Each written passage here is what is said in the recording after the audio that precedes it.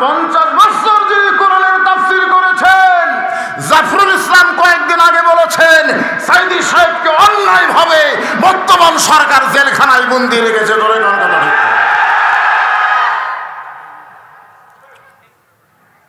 আমির হামজাকে দাওয়াত দিল, অথচ আমির হামজা ওয়াজ করতে আসতে পারল না। বর্তমানে জেলখানার মধ্যে। জোরে কোন কথা ঠিক কিনা? আমার বাপজান ঘোষণা দিল আগামী বছর এই মঞ্চে আমির হামজা ওয়াজ করবে। তাকে যে জেলখানা থেকে ছাড়বে তার কি গ্যারান্টি? এই রজব চাঁদে আমাদের নবীকে আল্লাহ তাআলা নিয়ে গিয়েছিলেন তার আরশে। সুবহানাল্লাহ। আল্লাহ যখন হাকিম হবেন শেষ বিচারে, কোন বিচারে? বাংলাদেশের বিচার তো বুঝতেইছেন। আছেন আমার মুক্তার, আছেন আমার বারিস্টার, সেই বিচারের হাইকোর্টেতে তিনি আমায় করবেন পার। আমি পাপী, তিনি জামিনদার। ছাড়বেন যারকে দোষী নাই, বিনা দোষে জেলখানায় রাখছে, তারকে ছাড়বেন? ঘুমন্ত মানুষকে ডাক দিয়ে চেতন করা যায়, কিন্তু জাগ্রত মানুষ যখন ঘুমের ভান করে তখন তারে ডাক দিয়ে কোনো লাভ নাই। জোরে কোন কথা ঠিক কিনা? আজকে এই কোরআনের মাহফিলে এই রজব মাস নিয়ে গুরুত্বপূর্ণ কিছু কথা। যেই বছর রাসূল আল্লাহর আরশে গিয়েছিলেন সেই বছরে রাসূলের জীবনে 3টা বিপদ হয়েছিল। জোরে কোন কয়টা? 1 নম্বর বিপদ হলো নবীর চাচা আবু তালেব মারা গেছে। আপনারা হয়তো অনেকে মনে করবেন যে চাচা মরলে ভ্যাস্তের কি, কারণ বর্তমানে জন্মের পর থেকেই বাপের সাথে আমার চাচার গন্ডগোল। জোরে কোন কথা ঠিক কিনা? সামান্য 2 হাত জায়গা নিয়ে মারামারি হয়, সেই চাচা মরে গেলে তো ভালোই। কিন্তু নবীর চাচা মারা যাওয়ার কারণে নবী কতটুকু ব্যথা পাইছে এটাকে আপনারা জানেন? শিশুকালে মইরা গেছে মা, গর্ভে থাকতে মরছে পিতা, নবী চোখে দেখলেন না। কে করিবে লালন পালন, কে দিবে সান্ত্বনা? এই দুনিয়ার বড় এতিম নবী ছিলেন একজনা। যিনি বাবার দরদ দিয়ে নবীকে লালন পালন করেছেন সেই চাচার নাম হলো আবু তালেব। জোরে বলেন নাম কি? নবীর এক চাচার নাম আবুল আহাব। আমি গোটা বাংলাদেশ খুঁজে কোনো মুসলমানের নাম আবুল আহাব পাইনি, কিন্তু আবু তালেব নামে বহু মুসলমান আছে। জোরে খান কথা ঠিক কিনা? আসলে আবুল আহাবও কাফের, আবু তালেবও কাফের। আমি বহু হুজুরকে জিজ্ঞাসা করছি, হুজুর একজন কাফেরের নামে মুসলমান, আবুল আহাব কেউ রাখে না, কিন্তু আবু তালেব রাখে কেন? তখন বলে আবু তালেবের ভূমিকা রাসূলের ব্যাপারে এত বেশি, যার কারণে আবু তালেব কাফের হলেও মুসলমান তাকে কাফের মনেও করে না, জানেও না, মহব্বত করে নাম রাখে আবু তালেব। জোরে কোন কথা ঠিক কিনা?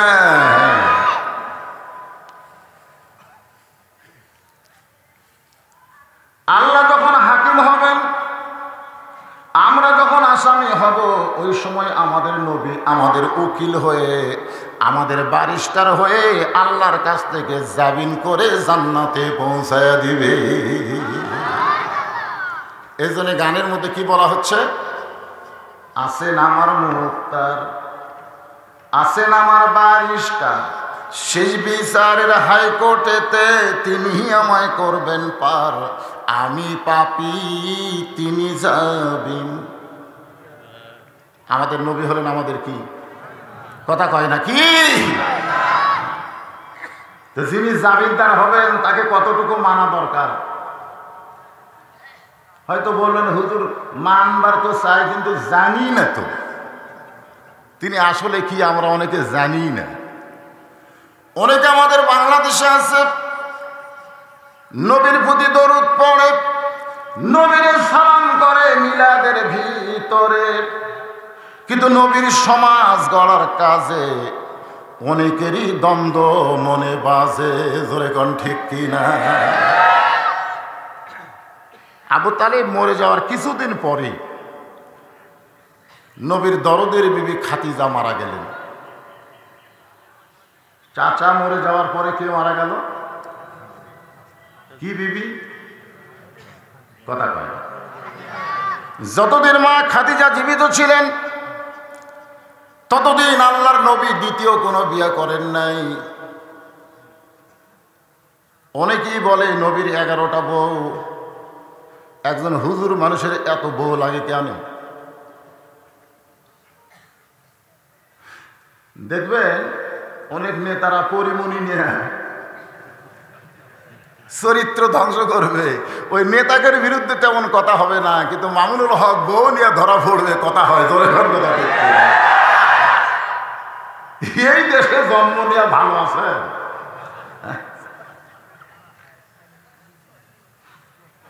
একজন সাংবাদিক জিজ্ঞাসা করে, এইটা যে আপনার বউ, তার কাবিন কোথায়? চাপাত খালি লাগতে পারা দরকার। ধরে কথা ঠিক কিনা?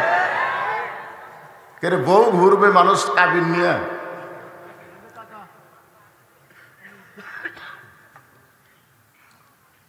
একজন আলেম যদি 2টা বিয়ে করে খুবই খারাপ, যদি 3টা করে, সামর্থ্য থাকলে 4টা করতেছে, অসুবিধা কি? আলেমদের খালি টাকারই একটু অভাব, তাছাড়া অন্য কোনো অভাব নেই। কারণ আলেমেরা ছোটবেলা থেকেই এরা পাক পবিত্র। সুবহানাল্লাহ বলে কেন? কারণ এই কোরআন শরীফ ধরবার গেলে পেশাব করে পানি নিয়ে, পেশাব খালি পেশাব না, ঝুঁকে ফাইলা দিয়ে, ধরে কর কথা ঠিক কিনা, তারপরে পানি দিয়া, তারপরে ওযু করে, তারপরে এটা ধরা লাগছে। এরা ছোটবেলা থেকে টাইট ফিটিং পোশাক পরে নাই, ঢিলা ঢালা পোশাক পরার কারণে আল্লাহ তাআলা ওই যন্ত্রদের ভালো রাখছে। সুবহানাল্লাহ। খালি টাকা নাই দেখে 4টা করে মারা ফেলতেছে না।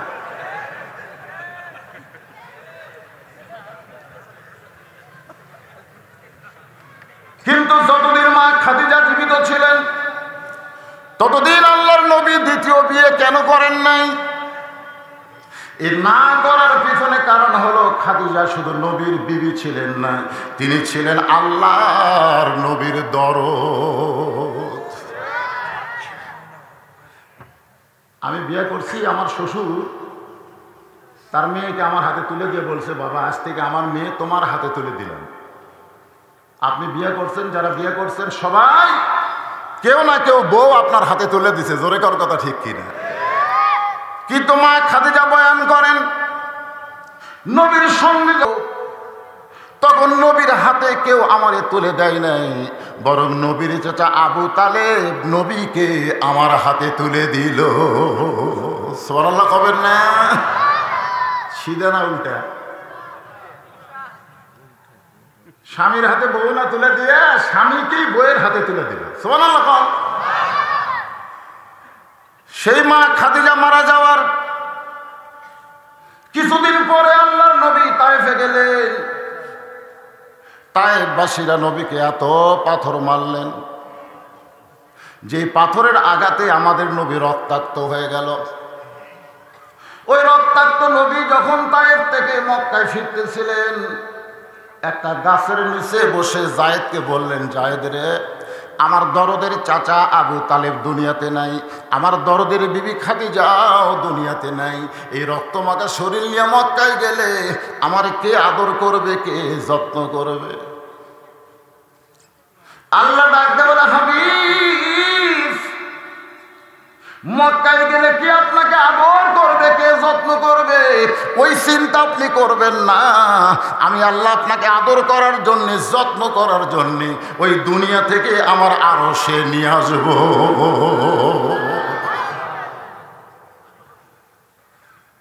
সেই মাস হচ্ছে আজকের এই রজব মাস। জোরে বলেন কি মাস?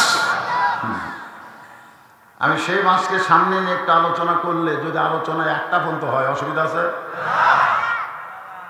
সারা রাত কারণ রজব মাসই হলো নামাজের মাস, আর ওয়াজ শুনে যদি ফজর বাদ দেন পিটনটা হবি ভাই। এই জন্য আমি চিন্তা করতেছিলাম, আজকে তো মাগরিবের পরপরই এসার সময় আমি এখানে পৌঁছে গেছি। আমার একটা চিন্তা ছিল যে আমার বাপজান করে ডাকে সোহেল বাবাজি, ও আবার আজকে এমন এক ঝামেলার মধ্যে পড়ে গেছে।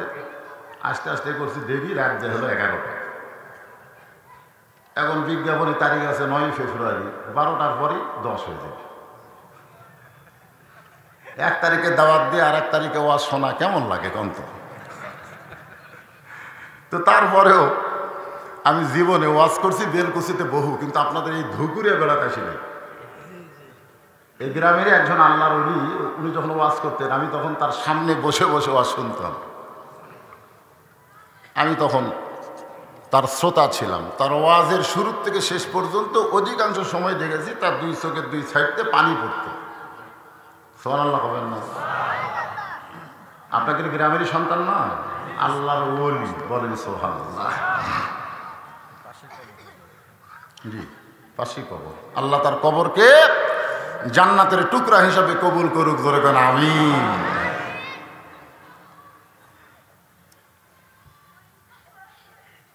ফজরের নামাজ রাসূল হেরেমের মধ্যে আদায় করেছেন।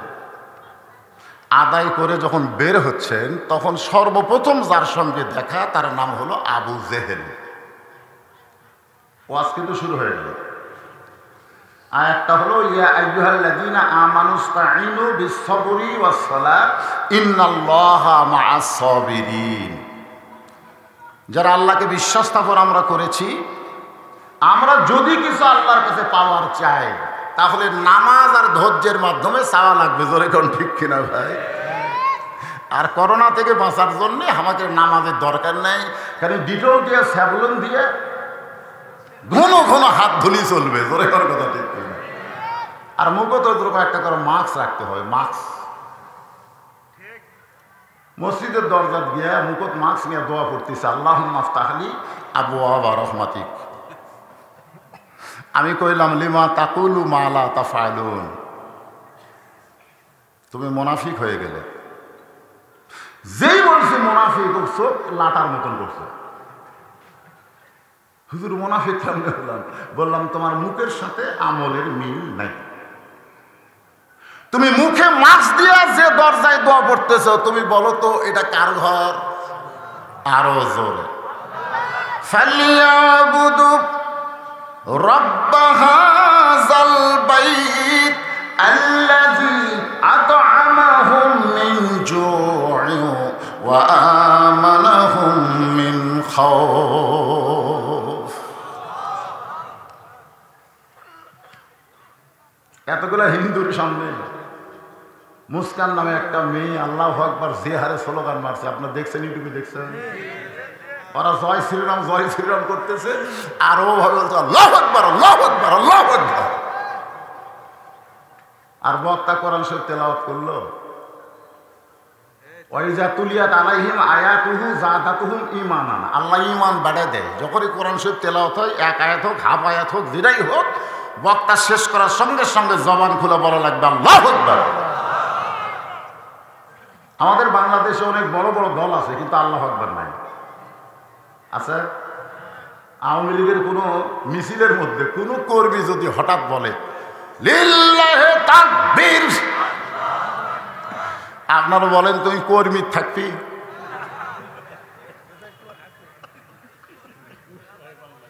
কর্মী থাকবে? আওয়ামী লীগের লোকেরাই বলবে কিনা আমাদের দল তো আল্লাহু আকবার নাই।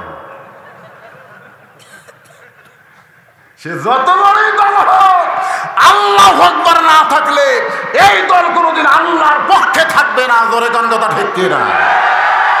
খালি দিয়ে দেখেন। তা আপনারা কি সেই দলের লোক নাকি? এরপরে আমি যতবার আয়াত পড়ে শেষ করব আপনারা আপন ইচ্ছাই বলবেন আল্লাহু আকবার। বলতে পারবেন না ভাইজান? কারণ রাত 11টায় তুলে দিয়েছেন। খালি আমি একলা ওয়াজ করলে হবে না, আপনাদেরও করা লাগবে। তাহলে দেখবেন কখন কয়টা বাজবে আপনাদের খেয়াল থাকবে। এখানে কোনো হাফিজি মাদ্রাসার ছাত্ররা আছে? আছে আছে। তোমরা তো থাকবা না বেশিক্ষণ, তোমরা মাহফিলের সর্বনাশ করবে। এই যে আমি যখনই খুতবা শুরু করছি এখান থেকে একসাথে 5-7টা উঠলো না, উঠে গেল কিন্তু। তো এরা তো ক্ষতি করবে, কিছুক্ষণ পরে করে আমরা যাই কিন্তু আমাদের হুজুর লয়, ওর কি আবার একটা গ্রুপ আছে, আমি সেই গ্রুপের হুজুর লই তো, বোঝেন না?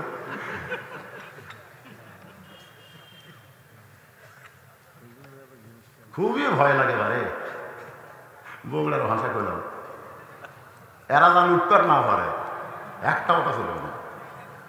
কারণ আজকে রজব চাঁদের গুরুত্ব নিয়ে এবং নামাজ সম্পর্কে যেমন মসজিদের মাহফিল, ঠিক কিনা বলেন?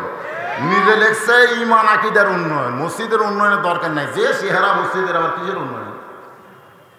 ইমান এবং আকিদার উন্নয়ন। আমি জীবনে বহু আজ করলাম কিন্তু এরকম বিজ্ঞাপন কোনোদিন দেখিনি যে ইমান আকিদার উন্নয়ন। সাল্লাল্লাহু কন্যা কেন?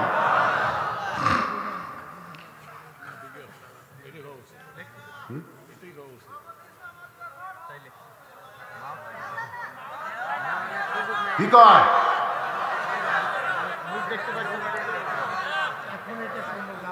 শোনেন শোনেন, আমি বলি, আমি তো চাইডা উঠপারও পারতেছি না, এরকম উঠপার মাঝে মধ্যে চাড়ায় উঠবো, আপনার দেখেন হিন্দে দেখা যাবে, আর ডিস্টার্ব করেন না। এখন কি শুরু করব? আপনাদের এই ধুকুরে বেড়া মসজিদে কি 5 ওয়াক্ত মুসল্লি হয় না খালি জুমার দিন? মাশাআল্লাহ মাশাআল্লাহ। এই জুমার নামাজ সম্পর্কে কিন্তু বলা হয় নাই বাইনাল আবদি ওয়াল কুফরি তারকুস সালাত, বান্দার কাফের মধ্যে পৃথক করার জিনিসটার নামই হলো নামাজ। এইটা বলা হয়েছে 5 ওয়াক্ত নামাজের ব্যাপারে। বান্দার কাফের মধ্যে পৃথক করার জিনিসটার নামই হলো নামাজ। তাহলে আমাদের 5 ওয়াক্ত নামাজ আদায় করার দরকার আছে না নাই? নবী ঘরের মধ্যে যেই নামাজের সেজদায়, ওটাই কিন্তু ফরজ নামাজ না, ওটা হলো নফল নামাজ। আনাস রাদিয়াল্লাহু বলেন, আমি তখন নবীর ঘরের দরজায় দাঁড়িয়েছিলাম। কোত্থেকে ওই হোসাইন যার মুখের মধ্যে লাঠি ঢুকাইছো, ওই হোসাইন কোত্থেকে দৌড়ে এসে নবীর পিঠে চড়ে বলতেছে, চল ঘোড়া চল, চল ঘোড়া চল, চল ঘোড়া চল। আমি আনাসের এত ভয় হলো যে আল্লাহর নবী নামাজের সেজদায়, ছোট্ট মানুষ বোঝে না, এই যে নবীর পিঠে চড়ে চল ঘোড়া বলতেছে। আমি হোসাইনকে নবীর পিঠ থেকে নামাতে গেছি, এমন সময় আল্লাহর নবী সেজদা থাকা অবস্থায় বাম হাত দিয়ে আমাকে নিষেধ করলেন। আমি হোসাইনকে পিঠ থেকে না নামায় দাঁড়িয়ে থাকলাম। কিছুক্ষণ পরে হোসাইন বলতেছে, যেই ঘোড়া চলে না ওই ঘোড়ার পিঠে চড়ে আমার লাভটা কি? এই বলে ঘর থেকে যখন হোসাইন বের হয়ে যায়, আল্লাহর নবী নামাজ শেষ করলেন। আমি আনাসকে বললাম, ইয়া রাসূলুল্লাহ, আপনার পিঠে চড়ে হোসাইন কত বড় বেয়াদবি করলো, চল ঘোড়া করলো। আমি পিঠ থেকে নামাবার চাইলাম, আপনি আমাকে নামাজ পড়া অবস্থায় ইশারা নিষেধ করলেন। হুজুর, হোসাইন এখন চলে গেল, জানতে চাই হোসাইন যে এত বড় বেয়াদবি করলো আপনি কেন আমাকে নামাতে দিলেন না? আল্লাহ রাসূল বলে, আনাস, তুমি হোসাইনকে পিঠ থেকে নামানোর আগে আমি নিজেই হোসাইনকে পিঠ থেকে নামাবার চাইছিলাম। এমন সময় নামাজের মালিক আল্লাহ ডাক দেয়া বলে, হাবিব, আমার কথা মনে করে হোসাইনকে আপনি পিঠ থেকে নামাবেন না। আপনি শুনে নেন, আপনি নবী যেমন হোসাইনকে ভালোবাসেন, আমি আল্লাহ তেমন ভালোবাসি। লিল্লাহে তাকবীর।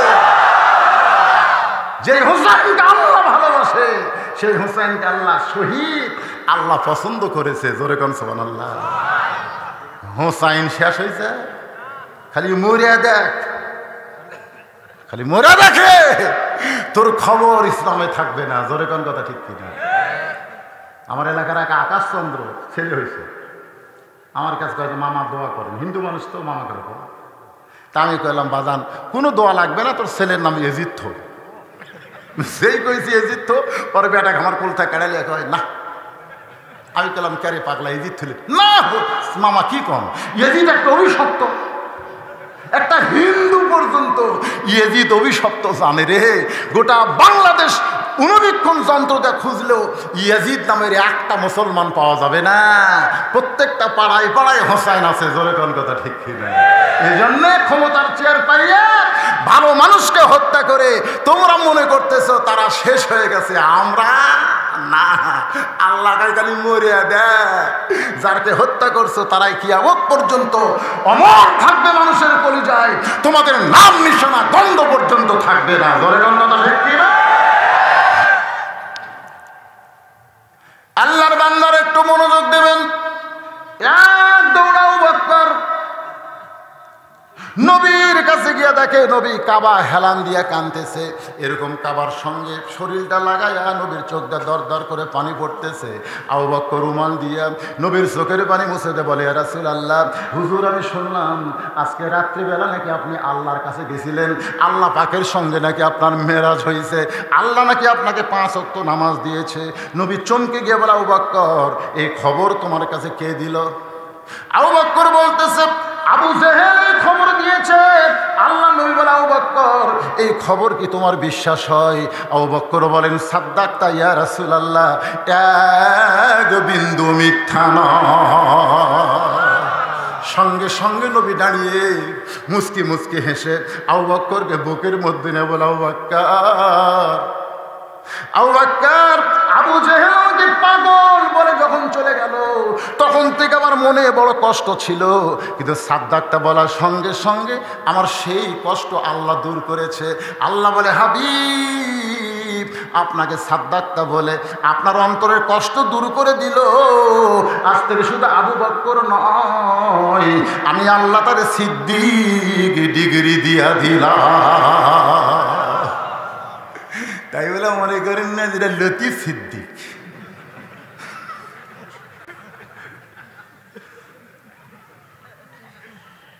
আমাদের সব মিথ্যাবাদীর পিছনেও সিদ্দিক আছে না নাই? তোর এখন কথা কেন আছে না নাই?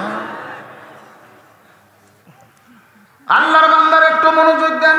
কিছুক্ষণ পরে সাহাবীরা, যে কয়জন সাহাবী ছিল মক্কায়, তারা ধীরে ধীরে আল্লাহর নবীর কাছে বলতেছে, ইয়া রাসূলুল্লাহ, আমরা শুনলাম আপনি নাকি আল্লাহর আরশে গিয়েছিলেন, আল্লাহ পাক নাকি আপনাকে নামাজ দিয়েছে।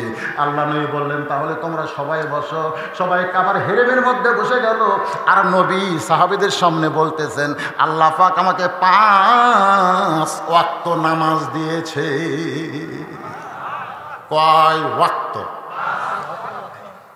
অবশ্য এখানে পূর্বীন আলেম আছে, আমরা ছোটবেলা থেকে শুনে এসেছি হাদিসে বক্তারা ওয়াজ করছে যে 50 ওয়াক্ত দিয়েছিল। কয় ওয়াক্ত? 50 ওয়াক্ত। 50 ওয়াক্ত দিয়েছিল। নামাজ নিয়ে যখন আসতেছে মুসা নবীর সাথে দেখা, মুসা নবী বলতেছে, আপনাকে আল্লাহ কি দিল? তো রাসূল বলতেছে, আল্লাহ আমাকে 5 ওয়াক্ত নামাজ দিল, 50 ওয়াক্ত নামাজ দিল। মুসা নবী বলতেছে, পারবে না, আপনার উম্মতের পারবে না, আপনি কমায় নিয়ে আসেন। নবী আল্লাহর কাছে গেলে আল্লাহ 5 ওয়াক্ত কমে দিল। মুসা নবী বলতেছে 45 ওয়াক্ত পারবে না, কমে নিয়ে আসেন। এভাবে নবী এক এক করে 9 বার গেল। জোরে কোন কয়বার গেল? প্রত্যেকবারে 5 ওয়াক্ত করে কমতে কমতে শেষে 5 ওয়াক্ত হল। তাহলে মুসা নবী বসে থাকে, নবী বলল, জান কমে নিয়ে আসেন। নবী গেল, আবার জান কমে নিয়ে আসেন, জান কমে নিয়ে আসেন। এখন এই ওয়াজ বক্তা করছে, শ্রোতারা যাওয়ার সময় বলতেছে, যদি মুসা নবীর সাথে দেখা না হতো, মানে এমন ওয়াজ বক্তা করেছে, শ্রোতারা যাচ্ছে আর বলতেছে, যদি মুসা নবীর সাথে দেখা না হতো তাহলে হামাকের অবস্থা কি হতো। এই কথার দ্বারা বোঝা গেল যে আমাদের নবীর কোনো বুদ্ধি শুদ্ধি নেই, যা বুদ্ধি আল্লাহ সব মুসা নবীর দিচ্ছে। জোরে কোন ঠিক না ভাই? কি ওয়াজ রে! অথচ আপনারা জানেন সহিহ হাদিস, বোরাকের পিঠে যখন আল্লাহর নবীকে জিবরাইল উঠতে বলে, নবী বোরাকের পিঠে ওঠে না। জিবরাইল বলে, রাসূলুল্লাহ আপনি কি বোরাকের পিঠে চলবেন না? নবী বলতেছেন, সেই বোরাকের পিঠে চললে বোরাক আমাকে দ্রুত গতিতে আল্লাহর আরশে পৌঁছায় দিবে। আমার গুনাহগার উম্মতেরা 30,000 বছরের পুলসিরাত কেমনি পাড়ি দিবে? এমন করে একটা বোরাক যদি আল্লাহ আমার উম্মতকে দেয়, তাহলে বোরাকের পিঠে চড়তে আমি নবীর কোনো আপত্তি নেই। জিবরাইল বলতেছে, ইয়া রাসূলুল্লাহ, একে মামা বাড়ির আবদার। কোন নবীর জন্য আল্লাহ যে বোরাক তৈরি করে নাই, আর আপনার গুনাহগার উম্মতের জন্য আপনি বোরাক চাচ্ছেন, আমার মনে হয় এই চাওয়া আল্লাহ আপনার পছন্দ করবে না। সঙ্গে সঙ্গে নবী বোরাকের কাছ থেকে সরে গিয়ে বলতে, জিবরাইল, তোমার আল্লাহকে বলো, তোমার আল্লাহর বাড়িতে আমার যাওয়ার কোনো দরকার নাই। সুবহানাল্লাহ কর না? আল্লাহ ডাকতে বলে, জিবরাইল, আমি আমার দোস্তকে এত ভালোবাসি, তাইফের ময়দানে রক্তমাখা শরীর নিয়ে আদর করার মতন মক্কায় কেউ নাই। আমি সেই নবীকে আদর করার জন্যে আমার আরশে নিয়ে আসতেছি। দরকার হলে তার প্রত্যেকটা উম্মতের জন্যে এমন করে একটা বোরাকের বাজেট আমি আল্লাহ করে দিলাম। যে নবী আল্লাহ আরশে যাওয়ার সময়, বোরাকে চড়ার সময় আমাদেরকে ভোলে না, আর সেই নবীকে আল্লাহ 50 ওয়াক্ত নামাজ দিল, নবী কিছুই মনে করলো না। ধরা খেলো সে মুসা নবীর কাছে। আমাদের নবী কি করেছেন জানেন? ইন্নি ইন্নি ইন্নি মানে কি? নিশ্চয় আমি, নিশ্চয় আমি। বরিস্তু প্রেরিত হয়েছি মুআল্লিমান, শিক্ষক হিসাবে। সুবহানাল্লাহ কর না? তাহলে মুসা নবীকে বলতে পারবি না জান, পারবি না জান, তাহলে কে শিক্ষক?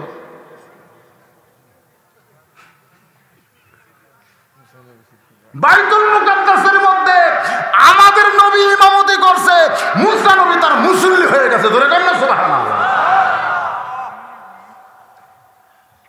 এই হাদিসটা বয়ান করার সময় হুজুরকে একবার চিন্তা করো, করা দরকার। এই জন্য তো মরহুম ডক্টর জাহাঙ্গীর স্যার উনি কিন্তু বলেছেন, হাদিসের নামে জালিয়াতি, হাদিসের নামে জালিয়াতি।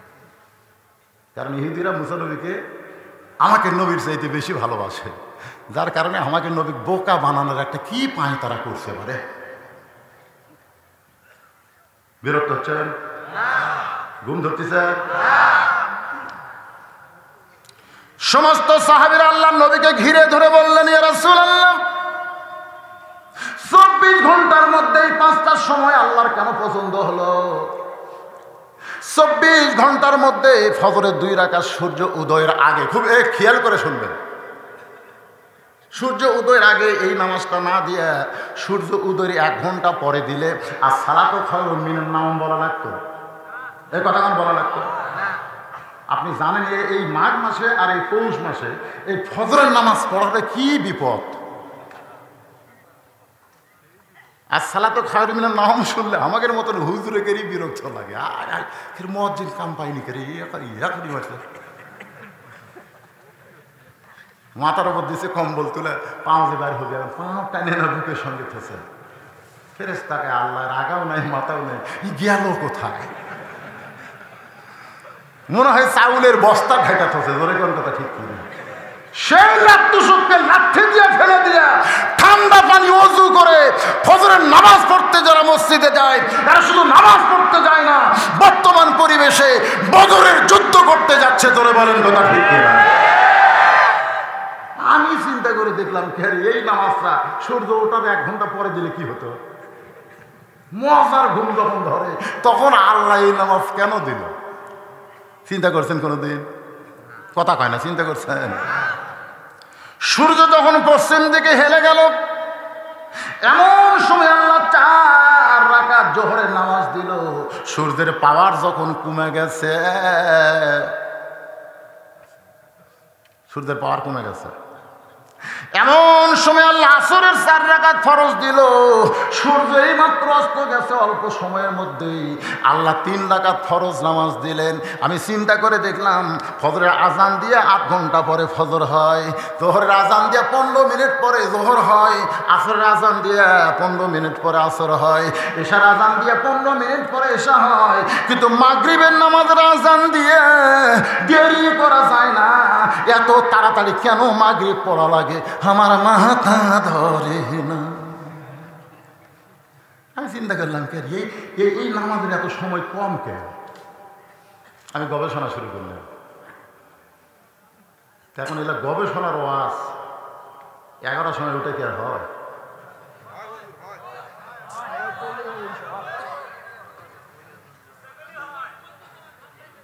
কি কয়? ঠান্ডা লাগতেছে?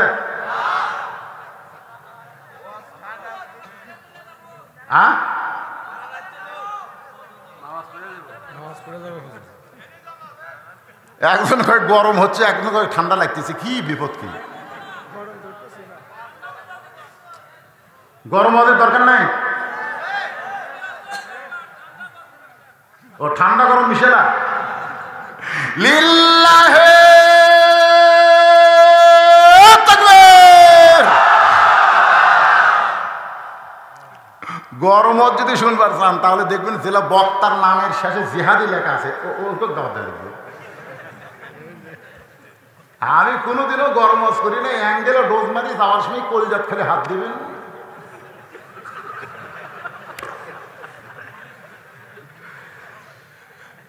কি মনে করতেছেন?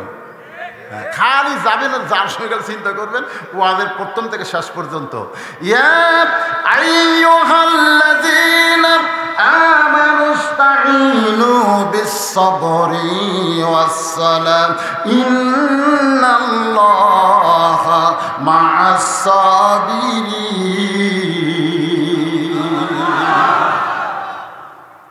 সমস্ত সাহাবীরা নবীকে ঘিরে ধরে 5 ওয়াক্ত নামাজ সম্পর্কে যখন জানতে চায়, শুনতে চায়, আমল করতে চায়, সুবহানাল্লাহ কর।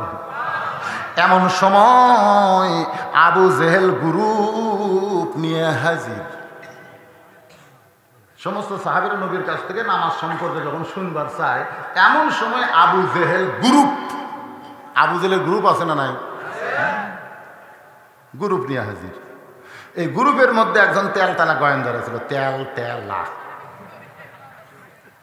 এই তেলতালার নাম হলো আবু সুফিয়ান। জোরে বলেন নামকে। চারটে যাচ্ছে।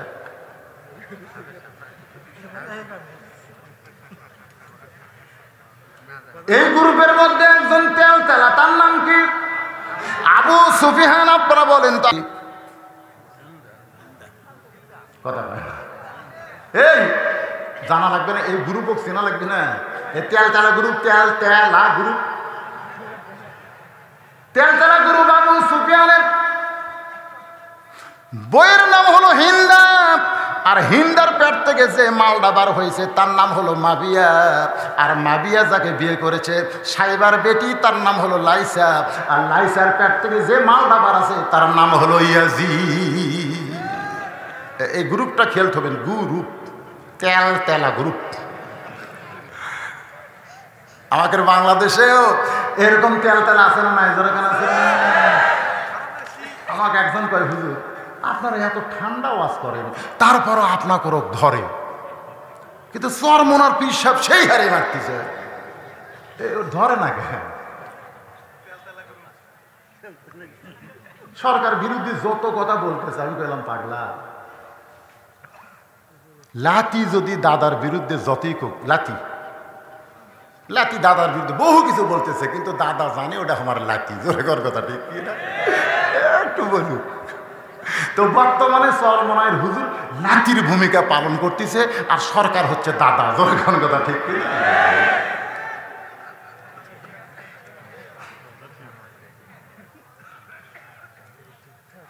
আল্লাহর বান্দার একটু মনোযোগ দেন। আবু সুফিয়ান চিল্লে বলতেছে, রে মুসলমানের নবী, তুমি তোমার সাহাবীদের যা বলো তাই বিশ্বাস করে, কিন্তু আমরা বিশ্বাস করি না। এই কথাটা খেয়াল করবেন। আবু সুফিয়ান আমাদের নবীকে উল্লেখ করে বলতেছে, ও মুসলমানের নবী, তুমি যা বলো তোমার সাহাবী তাই বিশ্বাস করে, কিন্তু আমরা বিশ্বাস করি না। সঙ্গে সঙ্গে নবীর একজন সাহাবী দাঁড়ায় গেছে।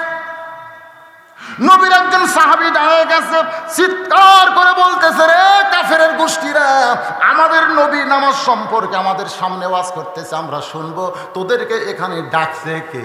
যিনি এরকম চিৎকার করে বলতেছে তার নাম হলো হযরত উমর। জোরে বলেন নাম কি? এই কাফেরের গোষ্ঠীরা, তোরকে কে ডাকছে রে? সঙ্গে সঙ্গে নবী বললেন, এজলেস এজলেস ইয়া উমর। বসো। নবী যদি খালি বলতো, উমর সকালবেলা আবু জেহেল আমার পাগল করছে, আর এখন আবার গুরু ভুলে যাচ্ছে ধর। এই কথা যদি আল্লাহ নবী বলতো, আপনার বলেন তো একটা কাফের ব্যস্ত। কিন্তু আমাদের নেতা, আমরা যাকে নেতা বিশ্বাস করি, তার সাইজটা দেখেন। কর্মিক বলতেছে বস। আমাদের বাংলাদেশে ইসলামী আন্দোলনের এত কর্মী আছে, মাঝে মধ্যে আমাদেরকে মোবাইল করে বলে হুজুর হুকুম দেন, আর সহ্য করা যায় না। এরপর আমরা বলি এজলেস বসো, ধরে কোন কথা ঠিক কিনা বসো। যত রক্ত পড়বে জমিনে তত জমিন উর্বর হবে, জোরে কোন কথা ঠিক কিনা বলে হুজুর তাহলে তো আমরা সহ্য করতে পারি না, কারণ গ্রামের যারা খারাপ ছেলে তারা আরামে ঘুম পাড়ে, আর আমরা যারা ইসলামী আন্দোলন করি তাদের কি থানার পুলিশ খুঁজতেছে, আমাদের যে কোনো শান্তি নাই। আমি বললাম বাজান, যে মেয়ের জীবনেও বাচ্চা হয় নাই, এবার প্রথম বাচ্চা হবে, কোনোদিনও বাচ্চা হয় নাই, বিয়ের পরে এবার প্রথম বাচ্চা হবে। বাচ্চা হওয়ার 2-3 দিন আগে কিন্তু সেই রকম শুরু হয় কি হয় না, এই জীবন রাখবো না, বিষ খাবো, গলা দড়ি দিব। দাদি নানি দৌড়ে আসে, মুসকে হাসে। আমি পেটের বিষের যন্ত্রণায় মারা যাচ্ছি, গলা দড়ি দিবার চাই, বিষ খাবার চাই, আপনার হাসেন কেন? বলে হাসার কারণ হলো ধৈর্য ধর, ইন্নাল্লাহা মা সাবিরিন। দাঁতের উপর দাঁত দে, দাঁত দে, হায় হায়, ধৈর্য ধরবার কাছে পেটের বেদনা ভাই, কপাল ঘামা যাচ্ছে, ভিজা গামছা ভিজা নাতনির কপালে দিচ্ছে। কিছুক্ষণ পরে ধাইমা এসে বাচ্চা বেহুশ হয়ে গেছে, রক্ত দিয়ে ওই বাচ্চা বার করতে মায়ের যে কত কষ্ট হয়েছে।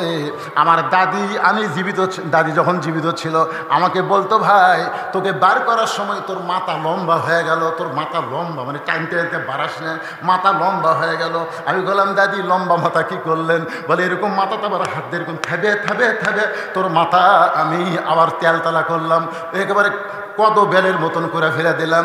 আমি তখন বললাম দাদি এই জন্যই তো একটা গান আছে, কি বলবো প্রসবের কথা, মা বিনে সেই ব্যথা কেউ তো বুঝিবে না, মাজন থেকে সন্তানের দায়, অকালে মা মারা যায়, কেন সে মায়ের ভক্তি করো না, এমন দরদি ভাবে কেউ হবে না আমার মা গো।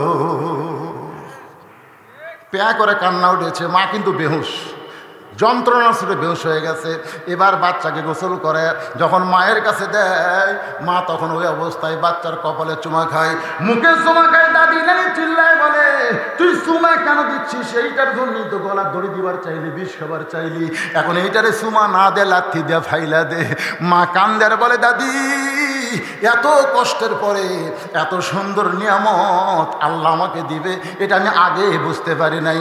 আজকে বাংলার জমিনে আল্লাহর কোরআনের জন্য যারা কষ্ট করতেছো, জেল জুলুমের রিমান্ডের মধ্যে আছো, প্রসব বেদনার মতন আল্লাহ তোমাদেরকে কষ্ট দিচ্ছে, এই কষ্ট অবস্থায় দাঁতের উপর দাঁত দিয়ে একটু ধৈর্য ধারণ করো।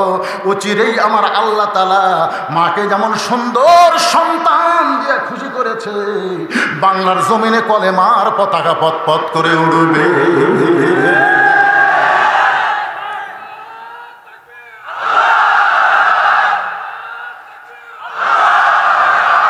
আমাদের একটু ধৈর্য ধরার দরকার আছে না নাই? আল্লাহ নবী বললেন বস। ওমর ফারুককে নবী বসায় দিছে। নেতা কাক কয়? কর্মী কুস্কা দিছে না বসা দিছে? আজকে আমাদের বাংলাদেশের অনেক নেতারা কয় যার যা আছে তাই নেতার হও, জোরে কর কথা ঠিক কি?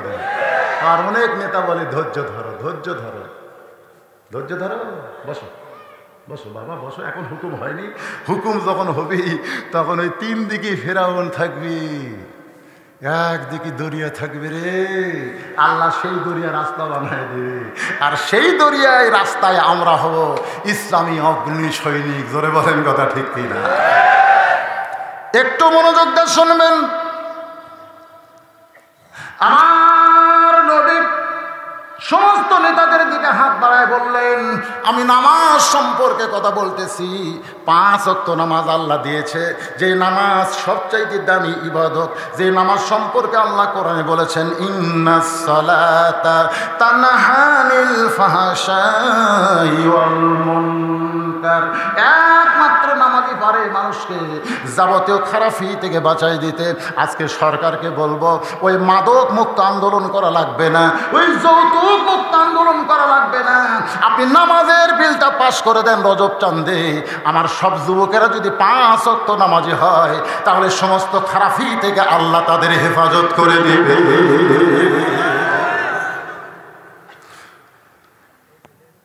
রজব চাঁদের সেই গুরুত্বপূর্ণ নামাজ একটু মনোযোগ দেন। বসেন। আবু সুফিয়ান বলতেছে, আমরা বসতে আসি নাই।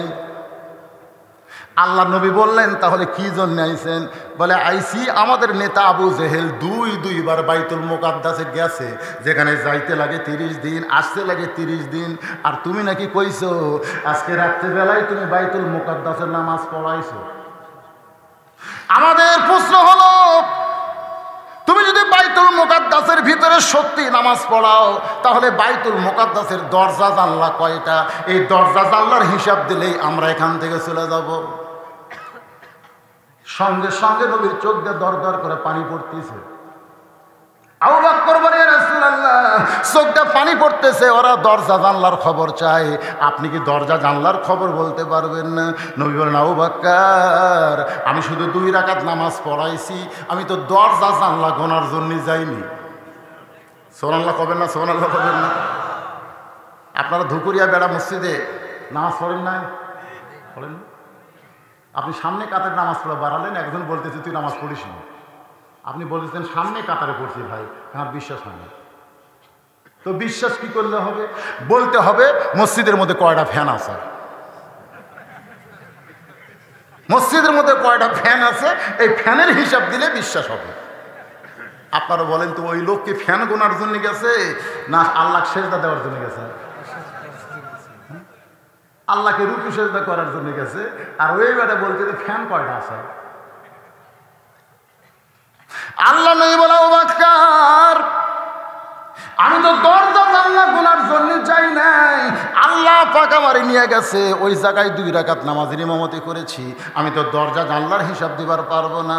আবু বকর বলে, হুজুর, সকালবেলা আবু জেহেল আপনাকে একলা পাগল বলে চলে গেছে, এখন গ্রুপ নিয়ে আসে চূড়ান্ত অপমান করার জন্য।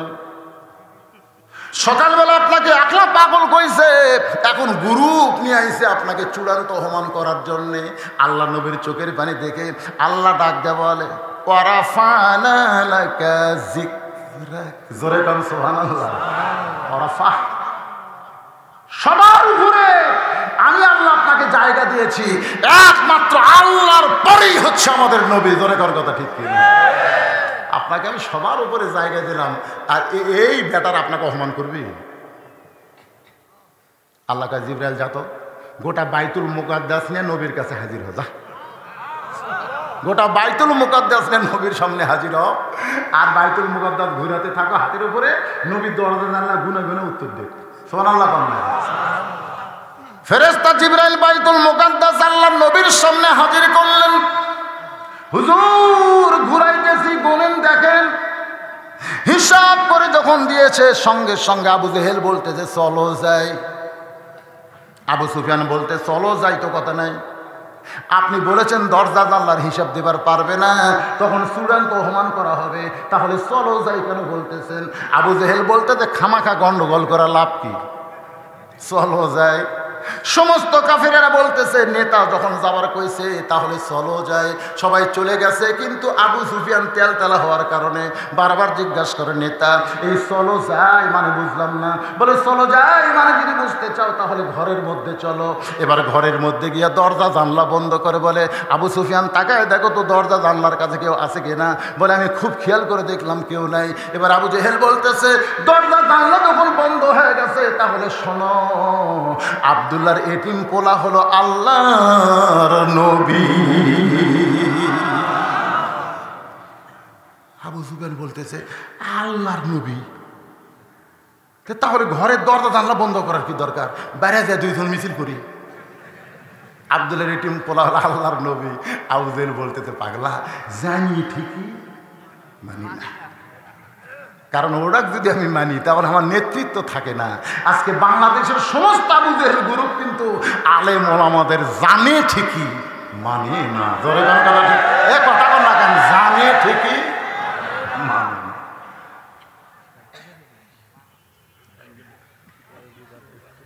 না ঠিক আছে তো, জানে ঠিকই মানে না, মানে মানে না। ভাইজান আমি আপনাদের কাছে বলিনি, আপনারা সবাই গায়ে চাদর দিয়ে আছেন, আমার কপাল ঘেমে গেলে ঘাম টপ টপ করে পড়তেছে।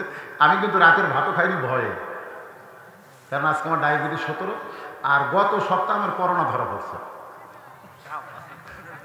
করোনা ধরা পড়ছে, তারপরে নেগেটিভ শোনার পরেও অজদ বের হয়েছে।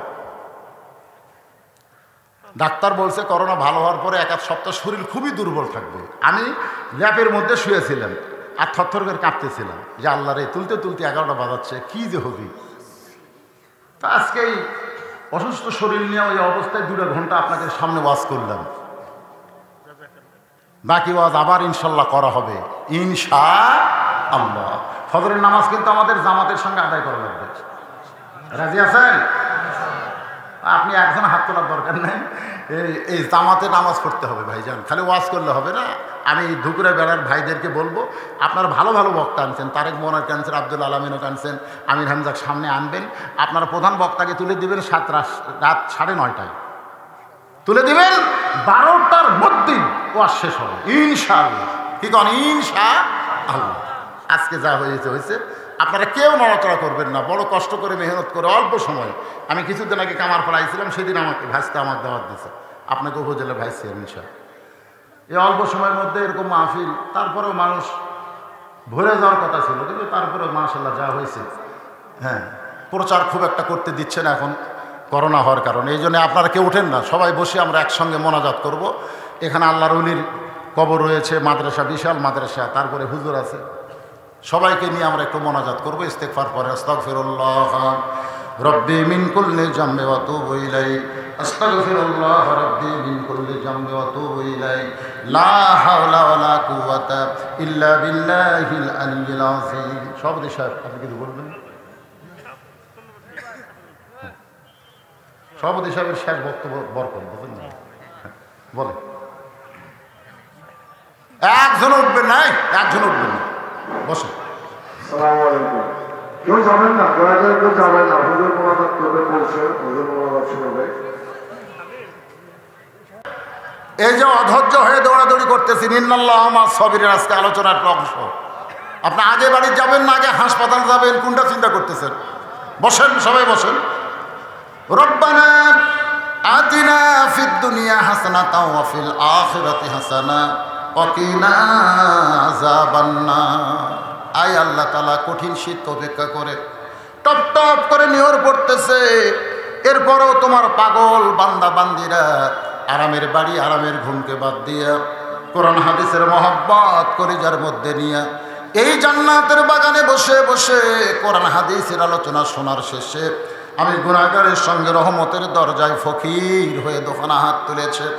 মেহেরবানি করে আজকের মাহফিল আমাদের সকলের হেদায়েতের জন্যে, নাজাতের জন্যে, জান্নাতের জন্যে কবুল করো। এই মাহফিলের শুরু থেকে শেষ পর্যন্ত যত আলোচনা হয়েছে আল্লাহ, এর মধ্যে যদি ত্রুটি হয়, ভুল হয়, মাফ করে দিও। রেজা হাদিয়া মঞ্জুর করো।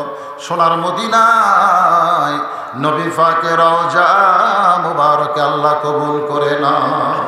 তামাম আম্বিয়ায়ে কেরাম, আসহাবে কেরাম, তাবিঈন কেরাম, তাবা তাবিঈন কেরাম, তামাম পৃথিবীর মাটির নিচে যত মুমিন মুমিনা শুয়ে আছে আল্লাহ, সকলের আরওয়াহ হাদিয়া কবুল করো।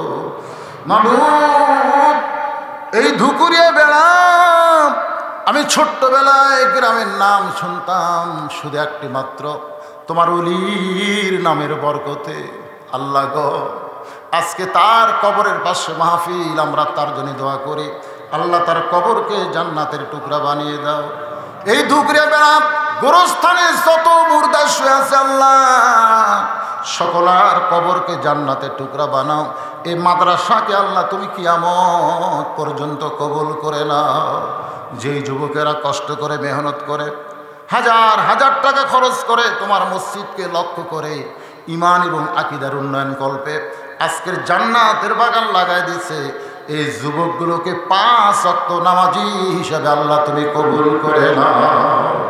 মাবুদ, পর্দার অন্তরালে আমার মা বোনেরা আবিদা সালিহা পর্দানিজি কবুল করে মা ফাতেমার চরিত্র দান করে দাও। আমরা যারা হাত তুলেছি আমাদের জনম দুখুনি মা যাদের কবরে চলে গেছে, আল্লাহ মেহেরবানি করে মায়ের কবর জান্নাতের টুকরা কবুল করো। আমি সহ আমরা যারা বাবা হারা এতিম হয়ে গেছি, আল্লাহ মেহেরবানি করে বাবার কবরকে জান্নাতের টুকরা কবুল করো। আল্লাহ তোমার ঘর মসজিদকে মহব্বত করে নগদে বাকিতে যারা দান করেছে, আল্লাহ সকলের দানগুলোকে তুমি কবুল করে নাও। আল্লাহ আল্লাহ আজকের মাহফিলের সম্মানিত সভাপতি সাহেব, চেয়ারম্যান সাহেব, আল্লাহ নবনির্বাচিত জনগণের খাদেম হিসাবে আল্লাহ তুমি তাকে কবুল করে নাও। আল্লাহ সহসভাপতি, প্রধান অতিথি, আল্লাহ খাস করে আমার স্নেহের সোহেল সহ আল্লাহ মেহেরবানি করে আমরা যারা হাত তুলেছি, আমাদের মধ্যে যার 2 হাত তোমার দরবারে পছন্দ হয় তার 2 হাতের ওসিলায় গোটা মাহফিলকে আল্লাহ তুমি কবুল করো। আল্লাহ এই মাদ্রাসার সাবেক প্রিন্সিপাল হুজুর আমাদের সঙ্গে এত রাত পর্যন্ত বয়স্ক মানুষ আখের মোনাজাতে সামিল হয়েছে, আল্লাহ তার হাতের ওসিলায় আজকের মাহফিলকে কবুল করো। আল্লাহ আল্লাহ আল্লাহ আজকে যে সমস্ত আলেম ওলামারা নির্যাতনে আছে, নিষ্পেষণে আছে, জেল জুলুমের মধ্যে রয়েছে, আল্লাহ মেহেরবানি করে তাদের উপরে তুমি খাস রহমত নাজিল করো। আল্লাহ আল্লাহ তাআলা কত মানুষের জানাজার নামাজ আমরা পড়েছি, এই 2 হাত দিয়ে কত কবরে আমরা মাটি দিয়েছি।